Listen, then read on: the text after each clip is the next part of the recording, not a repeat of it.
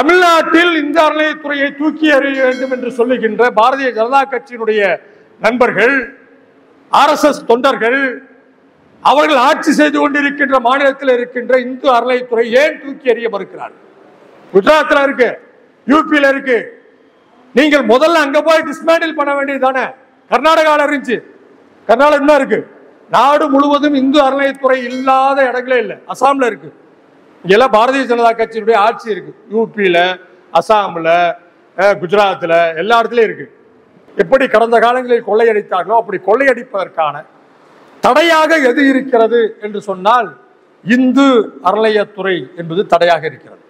மிகப்பெரிய ஒரு ஒரு அற்புதமான ஒரு மானிட்டரிங் சிஸ்டம் என்பது இந்து அறநிலையத்துறையினுடைய ஒரு மானிட்டரிங் சிஸ்டம். அது இப்படிப்பட்ட ஒரு ஒரு துறையை தொடர்ந்து அவன் அடிச்சுட்டே இருக்கான். மிகப்பெரிய அளவில் நிலங்களை அவர்கள் மீட்டிருக்கிறார்கள். இந்து அறநிலையத்துறை பல தனியாரின் வசம் இருந்த நிலங்களை அவர்கள் தொடர்ந்து வழக்குகளை தாக்கல் செய்து அவர்கள் மீட்டெடுத்திருக்கிறார்கள்.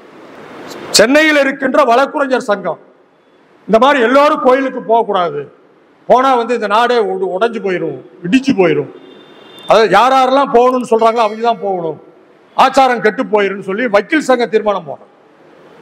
ஒரு வக்கீல் சங்கம் தீர்மானம் போடுது அப்படின்னா அது அவன் வேலை இல்லை.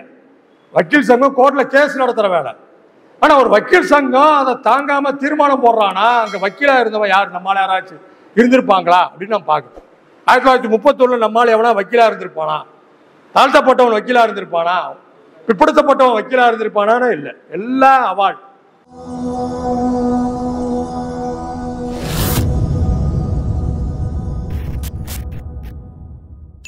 இந்த கோயில்களை பாதுகாக்க வேண்டும் என்ற முழக்கத்தை முன்வைத்தது திராவிட முன்னேற்ற கழகமா என்று பார்த்தா இது இல்லை.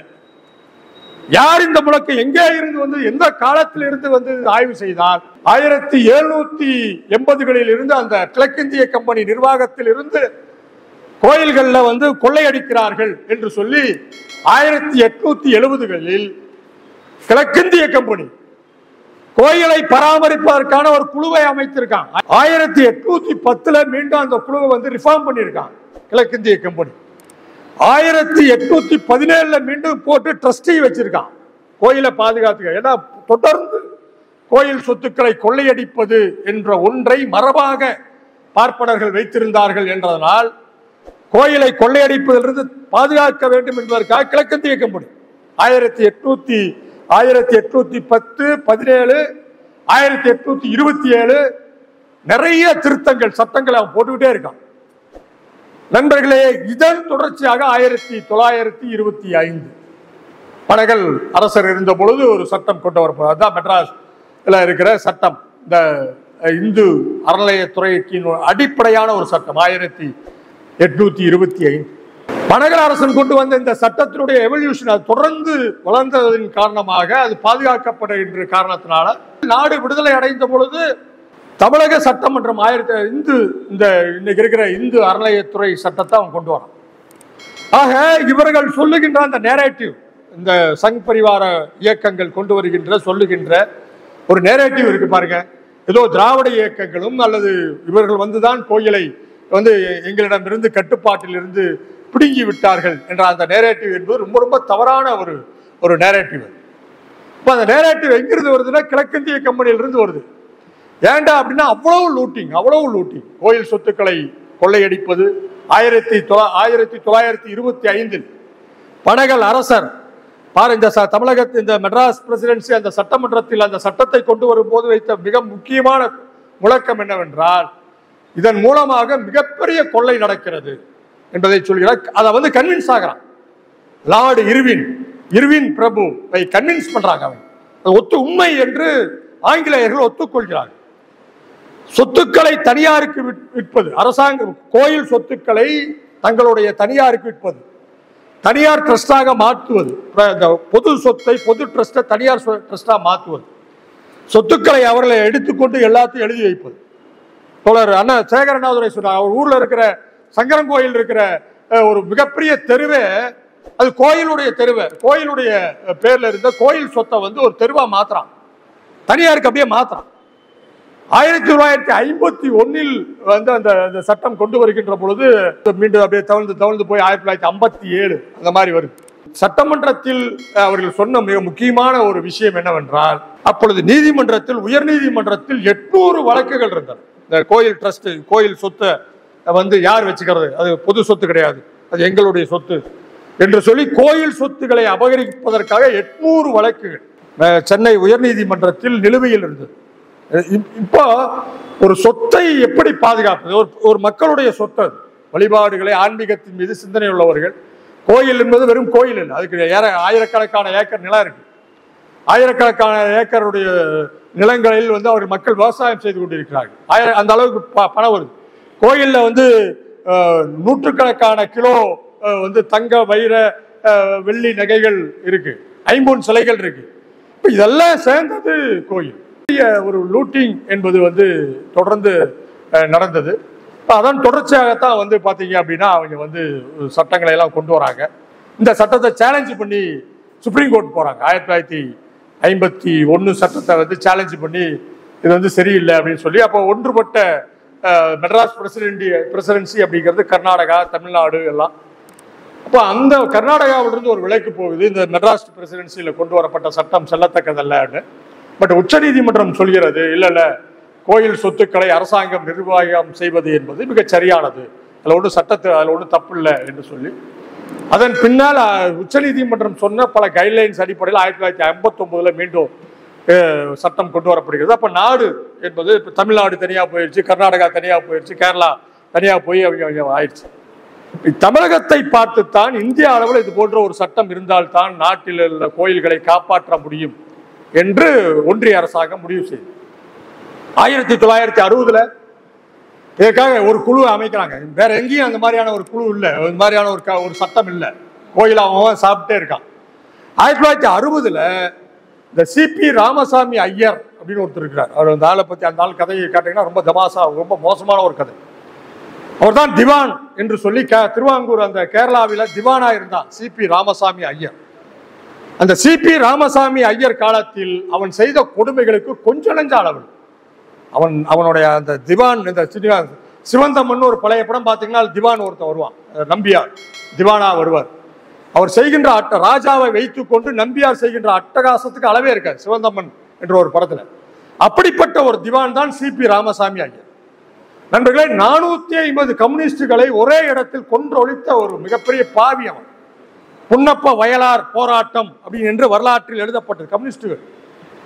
கம்யூனிஸ்டுகள் ஏன் அந்த போராட்டத்தை நடத்தினான்னா, இவன் ராஜாவோட சேர்ந்துட்டு இந்தியாவோட நீ சேராத, நீ தனிநாடாவே இருந்துக்க, இந்தியாவோட நீ ஒன்று சேராத, உனக்கு நான் உதவி செய்யறேன் என்று சொல்லி அந்த ராஜாவை தூண்டி விடுறான். இவன் இருக்கிறது அரசாங்கத்தினுடைய ஒரு திவானா போய் அங்க இருக்கான். ஆனா அவன் சொல்றான், நீ தனியாவே இரு, தனி ராஜாவா இரு, இந்திய ஒன்றியத்தோடு சேராது. இதற்கு எதிராக அவர்கள் போராடுகிறார். இந்த ராமசாமி ஐயர் இருந்தானா இந்தியாவோட அவன் சேர மாட்டான், கேரளா சேராது. எனவே அந்த ராமசாமி ஐயருக்கு எதிராக கம்யூனிஸ்டுகள் போராடுகிறாங்க. 450 பேரை கொள்றான் புன்னப்ப வயலார் என்ற இடத்துல. அப்படிப்பட்ட ஒரு மிக மோசமான ஆள். அதுக்கப்புறம் அந்த ஆளை கொள்றதுக்கு சில பேர் எல்லாம் போறாங்க. அதுக்காக ஒரு அட்டாக் நடக்குது. அதுக்கப்புறம் அந்த ஆள் அங்கிருந்து ஒடியாந்தாரான் அப்படிங்கிறதுலாம் வேற விஷயம். இந்த சிபி ராமசாமி ஐயர் எவ்வளவு பெரிய யோகிவான்னு நான் சொல்லியிருக்கேன். இந்த ஆள் தலைமையில் போடப்பட்ட கமிஷனர் ஐயர் மிகப்பெரிய சனாதனவாதி. அந்த கமிஷன் என்ன சொல்கிறது என்பதுதான் மிக முக்கியமான. சிபி ராமசாமி ஐயர் தலைமையில் போடப்பட்ட கமிஷன். அந்த கமிஷன் என்ன சொல்லுதுன்னா, நாடு முழுவதும் இருக்கின்ற அந்த இடங்களை எல்லாம் கோயில்களை எப்படி நிர்வாகம் பண்ணுவது என்று பார்த்துவிட்டு சிபி ராமசாமி ஐயர் கமிஷன் என்ன சொல்கிறது என்று சொன்னால், மிகப்பெரிய கொள்ளை கோவிலில் அங்கே இருக்கின்ற பார்ப்பனர்கள் செய்து கொண்டிருக்கிறார்கள் என்று ஐயர் சொல்றார். கரடியே காரி துப்பிய ஒரு நிகழ்வு என்பது நடந்தது. சிபி ராமசாமி ஐயர் மிகப்பெரிய பார்ப்பன வன்மம் கொண்ட ஒரு மனிதன். ஆனால் அந்த பார்ப்பனராலேயே தாங்கிக் கொள்ள முடியாத ஒன்று, இந்த பார்ப்பனர்கள் கோயிலை கொள்ளையடிக்கிறார்கள் என்று அந்த கமிஷனருக்கு சொன்னது. நாடு முழுவதும் எப்படி தமிழகத்திலே ஒரு சட்டம் இருக்கிறதோ அதுபோல நாடு முழுவதும் ஒரு சட்டத்தை கொண்டு வர வேண்டும் என்று அந்த கமிஷனுடைய அறிக்கை என்பது மிக தெளிவாக சொன்னது. அது மட்டுமல்ல, அந்த கமிஷன் இன்னும் ஒன்றை கூடுதலாக சொன்னது. இந்த வேதம், இந்த உபநயங்கள் என்று சொல்லுகின்ற இந்த வேதத்தை எல்லாம் பள்ளிக்கூடம் போல நடத்தி பாடங்களாக சொல்லிக் கொடுத்து அவர்களை எல்லாம் கற்பிக்க வேண்டும் என்று அது கூடுதலாக சொன்னது. நண்பர்களே, வேத பாடசாலை என்று நாம் வைத்திருக்கின்ற ஆகம பாடசாலை, வேத கல்விக்கூடம் என்று சொல்வது வெறுமனே திராவிட இயக்கத்தினுடைய அவர்களால் உருவாக்கப்பட்டது என்ற அளவிலே அது சுருக்கி பார்த்துவிடக் கூடாது. அவர்கள் அதை நடைமுறைப்படுத்தினார்கள். செய்ய வேண்டும் என்ற பரிந்துரையை செய்தது சிபி ராமசாமி ஐயர் கமிஷன் இருக்கு. அதுல ஒருத்தர் நாட்டில் ஒருத்தரும் செய்யல. அரசாங்கத்தினுடைய கமிஷனுடைய அறிக்கை இருக்கிறது. 1960 அதற்கு பின்னால் தான் நாடு முழுவதும், கொஞ்சம் குஜராத்தில் இருக்கு இந்து அறநிலையத்துறை, உத்தரப்பிரதேச மாநிலத்தில் இருக்கு, பீகார்ல இருக்கு, நாடு முழுவதும் இந்து அறநிலையத்துறை என்று ஒன்று இருக்கிறது. பாரதிய ஜனதா கட்சி ஆட்சி செய்கின்ற மாநிலங்களில் இந்து அறநிலையத்துறை இருக்கு. குஜராத்தில் இருக்கு, யூபியில இருக்கு. நீங்கள் முதல்ல அங்க போய் டிஸ்மேண்டில் பண்ண வேண்டியதுதானே. கர்நாடகாவில் இருந்துச்சு, கர்நாடகா இன்னும் இருக்கு. நாடு முழுவதும் இந்து அறநிலையத்துறை இல்லாத இடங்களே இல்லை. அசாம்ல இருக்கு. இங்கெல்லாம் பாரதிய ஜனதா கட்சியினுடைய ஆட்சி இருக்கு. யூபியில, அசாம்ல, குஜராத்தில் எல்லா இடத்துலயும் இருக்கு. தமிழ்நாட்டில் இந்த அறநிலையத்துறையை தூக்கி எறிய வேண்டும் என்று சொல்லுகின்ற பாரதிய ஜனதா கட்சியினுடைய நண்பர்கள், RSS தொண்டர்கள், அவர்கள் ஆட்சி செய்து கொண்டிருக்கின்ற மாநிலத்தில் இருக்கின்ற இந்து அறநிலையத்துறை ஏன் தூக்கி எறிய மறுக்கிறார்கள்? என்ன தடங்கள் இருக்கு? நீ நடைமுறைப்படுத்த வேண்டியதானே. நண்பர்களே, இந்த கேள்வி என்பது ஒரு மிகப்பெரிய நகை முரணது. ஒரு ஆண்டு கொண்டிருக்கின்ற கட்சியை அல்லது வேறு வகையான ஒரு திராவிட சிந்தனையுள்ள ஒருவர்களை கொச்சைப்படுத்த வேண்டும் என்பதற்காக சொல்லுகின்ற ஒரு சொல்லாடல் மிகப்பெரிய ஒரு விஷயம். ஆக இதை நாம் நுட்பமாக நாம் புரிந்து கொள்வது என்பது மிக முக்கியமானது. ஒரு முக்கியமான ஒரு அரசியலை அவர்கள் கட்டமைக்கிறார்கள். இந்த ஆலயங்கள் என்பது அவர்களுடைய சொத்து என்று அவர்கள் கருதுகிறார்கள். அந்த சொத்தை அவர்கள் ஒரு சாதிக்கான சொத்து என்பதை எப்படி கடந்த காலங்களில் கொள்ளையடித்தார்களோ அப்படி கொள்ளையடிப்பதற்கான தடையாக எது இருக்கிறது என்று சொன்னால் இந்து அறநிலையத்துறை என்பது தடையாக இருக்கிறது. இந்து அறநிலையத்துறையில தொடர்ந்து விஸ்பர் கேம்பெயின் இந்து அறநிலையத்துறைக்கு எதிராக. அது ஒரு ஐஜி ஒரு ஆள் இருந்தார், பொன்மாணிக்கவேல். அவர் எப்பவுமே ஸ்டெண்ட் அடிக்கிற ஒரு ஆள், எப்பவுமே ஸ்டெண்ட் அடிக்கிற ஒரு ஆள். சேலம் மாவட்டத்தில் அவர் எஸ்பியா இருந்தபோது அடித்த ஸ்டெண்டுக்கு அளவே கிடையாது. எப்பவுமே தன்னை ஒரு லைம் லைட்லேயே வச்சுக்கிற ஒரு நபர் அவர். தொடர்ந்து ஊடகங்களை வைத்துக் கொண்டு தன்னை ஒரு மிகப்பெரிய ஒரு சூப்பர் காப் என்று சொல்லி ஒரு சலங்கை கட்டி ஆடிக்கொண்டிருக்கின்ற ஒரு ஆள். அவருடைய நோக்கம் என்பது ஆண்டு கொண்டிருக்கின்ற ஆட்சிகளை கேவலப்படுத்துவது, இந்து அறநிலையத்துறையை கேவலப்படுத்துவது. இந்து அறநிலையத்துறையில் இருக்கின்ற அதிகாரிகள் எல்லோரையும் திருடர்கள் என்று ஊடகங்களில் அப்படி காட்டுவது என்பது அவருடைய நோக்கம். உண்மையில இந்து அறநிலையத்துறையில் அப்படி எல்லாம் எதையும் திருட முடியாது. நீங்க ஒன்று யதார்த்தத்தை புரிஞ்சுக்க. இந்து அறநிலையத்துறையில் போய் ஒரு பணத்தை காசை திருட முடியும் என்று யாராவது சொன்னா நீங்கள் யாரும் நம்பாதீர்கள். ஏன்னா அவ்வளவு பெரிய சிஸ்டம் அது. ஒவ்வொன்றுக்கும் ஒரு சிஸ்டம் இருக்கு. ஒருவனை கண்காணிப்பதற்கு இன்னொரு அமைப்பு இருக்கு, இன்னொருவரை கண்காணிப்பதற்கு இன்னொரு அமைப்பு இருக்கு. நிலம் என்று சொன்னால் நிலத்தை எடுப்பதற்கு, நிலம் யாரெல்லாம் இந்து அறநிலையத்துறை நிலத்தை வைத்திருக்கிறாரோ அந்த நிலத்தை பராமரிப்பதற்கு ஒரு 17-20 தாசில்தார்கள் வைத்திருக்கிறார். ஆடிஓ, அதுல ஆடிஓ இருக்காங்க, ரெவென்யூ டிவிஷனல் ஆபீசர்ஸ் வச்சிருக்காங்க. அது இல்லாம ஆர்கியாலஜி என்று சொன்னால் ஆர்கியாலஜியில் ரிட்டையர் ஆன ஆட்களை கொண்டு வச்சிருக்காங்க, கமிட்டி குழு. அவங்க அதை மானிட்டர் பண்றாங்க. நண்பர்களே, தங்கத்தை உருக்குகிறார்கள் அப்படின்னு சமீபத்தில் ஒரு பேட்டியில் அவன் சொல்றான். தங்கத்தை உருக்கி எடுத்துட்டு போறாங்க. தங்கத்தை உருக்கவே முடியாது. என்ன சிக்கல் அப்படின்னா, நம்ம ஆட்கள் எல்லாரும் தாலியை கொண்டு போய் போடுவான். தாலியை அப்படியே இதுல உண்டியல்ல போடுவான். என் புருஷனுக்கு எனக்கு காய்ச்சல் நல்லா ஆச்சுன்னா நான் தாலியை போடுறேன், என் புருஷனுக்கு உடம்பு நல்லா ஆச்சுன்னா தாலியை போடுறேன். இந்த தாலி அப்படிங்கிற மெட்டீரியல் எதுல ஆகுன்னா ஃபுல்லா அரக்கு இருக்கும். இந்த தாலி, இந்த தங்கம் எப்படின்னா, ஸ்டேட் பேங்க் ஆஃப் இந்தியாவில் இந்த தங்கத்தை டெபாசிட் பண்ணும் இந்து அறநிலையத்துறை. அது வச்சுக்கிட்டு இருக்க முடியாது. அது ஒரே ஒரு வங்கி தான் இருக்கு, ஸ்டேட் பேங்க் ஆஃப் இந்தியா. இந்த ஸ்டேட் பேங்க் ஆஃப் இந்தியா தங்கத்தை எப்படி வாங்குவான் அப்படின்னா, 24 கேரட் பாரா இருந்தா தான் அந்த தங்கத்தை வாங்குவான். நகையை கொண்டு போய் கொடுத்தா அவன் வாங்க மாட்டான். ஏன்னா நகையில என்ன பிரச்சனைனா, அது மஞ்சளா இருக்கும். அது 16 கேரட் இருக்கா, 10 கேரட் இருக்கா, 5 கேரட் இருக்கான்னு ஒன்றும் தெரியாது. அப்போ நீங்க கொடுக்குற நகையை அவன் அப்படியே அடாப்ட் பண்ணிக்க மாட்டான். 24 கேரட் பார் என்று இருக்கும். இந்த 24 கேரட்டாக மாற்றுவதற்கு ஒரு தனி குழு இருக்கு. இந்த குழுவை யார் மானிட்டர் பண்ணாங்க மிக முக்கியம். அது சுப்ரீம் கோர்ட் ரிட்டையர்ட் ஜட்ஜ் இருக்காங்க, அந்த குழுவில் இருக்காங்க, ஹைகோர்ட் ரிட்டையர்ட் ஜட்ஜஸ் இருக்காங்க, ஜாயிண்ட் கமிஷனர் ஆஃப் HRNC என்ற அளவில் இருக்கிற அதிகாரிகள் இருக்காங்க. ஒரு பெரிய மானிட்டரிங் குழு இருக்கு. இவர்கள் முன்னால் தான் இந்த தங்கத்தை வந்து அப்ரைசிங் பண்ண முடியும், அதாவது தங்கத்தை உரைச்சி பார்க்க முடியும், எடை போட முடியும், உருக்க முடியும். இப்போ இதெல்லாம் வந்து ரொம்ப ஒரு அற்புதமான ஒரு சிஸ்டம். அது இந்த சிஸ்டம் என்பது கொள்ளையடிப்பதற்கான வழிகளை தடுப்பது. இயல்பாக அரசு அதிகாரிகளுக்கு இருக்கின்ற மெத்தனம் இருக்குல்ல, பஞ்சத்தை வச்சுட்டு இருக்கிறது, இதுல கொஞ்சம் காலதாமதம் பண்ணுவானே தவிர அரசு ஊழியர்களுக்கு அல்லது ஒரு இடத்துல வேலை செய்கின்ற பொதுவான பண்பு இருக்குமே தவிர திருடிட்டு ஓடுறான், கொள்ளையடிச்சிட்டு போறான் என்று சொல்வது மிகப்பெரிய அபத்தம். அப்படி ஒரு வாய்ப்பே கிடையாது. மிகப்பெரிய ஒரு அற்புதமான ஒரு மானிட்டரிங் சிஸ்டம் என்பது இந்து அறநிலைத்துறையினுடைய ஒரு மானிட்டரிங் சிஸ்டம். அது இப்படிப்பட்ட ஒரு துறையை தொடர்ந்து அவன் அடிச்சுட்டே இருக்கான். மிகப்பெரிய அளவில் நிலங்களை அவர்கள் மீட்டிருக்கிறார்கள். இந்து அறநிலைத்துறை பல தனியாரின் வசம் இருந்த நிலங்களை அவர்கள் தொடர்ந்து வழக்குகளை தாக்கல் செய்து அவர்கள் வந்து மீட்டெடுத்திருக்கிறார்கள். பல இடங்களில் பள்ளிக்கூடம் நடத்துறாங்க. ஏறக்குறைய ஒரு 12 கல்லூரிகள், பாலிடெக்னிக் கல்லூரி, ஹையர் செகண்டரி ஸ்கூலு, இந்த மாதிரி பல இடங்கள்ல இந்த பள்ளிக்கூடங்கள் தொடர்ந்து நடந்து கொண்டே இருக்கு.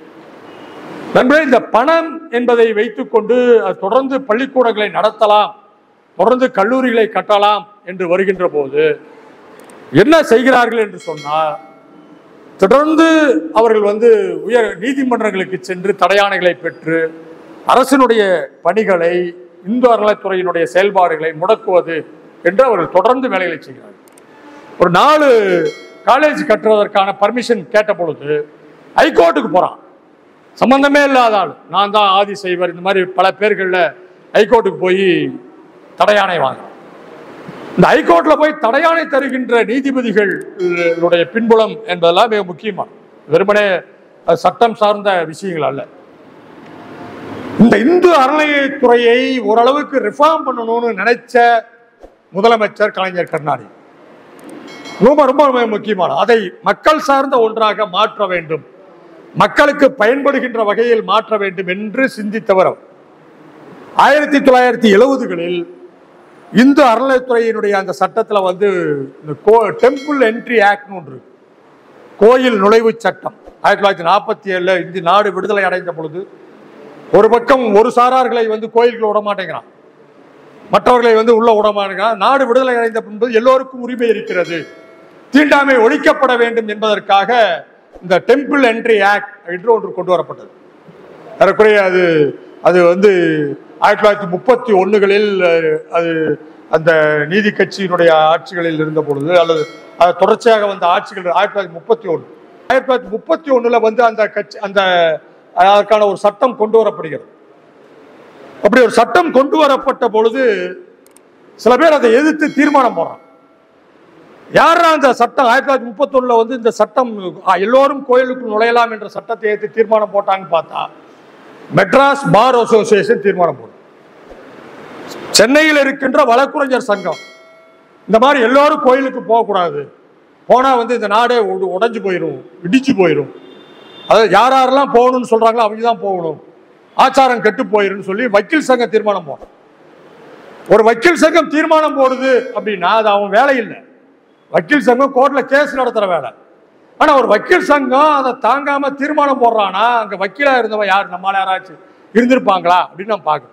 1931 நம்மால் எவனா வக்கீலா இருந்திருப்பானா, தாழ்த்தப்பட்டவன் வக்கீலா இருந்திருப்பானா, பிற்படுத்தப்பட்டவன் வக்கீலா இருந்திருப்பானான்னு இல்லை, எல்லாம் அவாள் வந்து இருந்துட்டாங்கன்னா அவ்வளவு உலகத்தில் இருக்க எல்லாத்துக்கும் அவள் தீர்மானம் போடுவான். சாதாரண 1931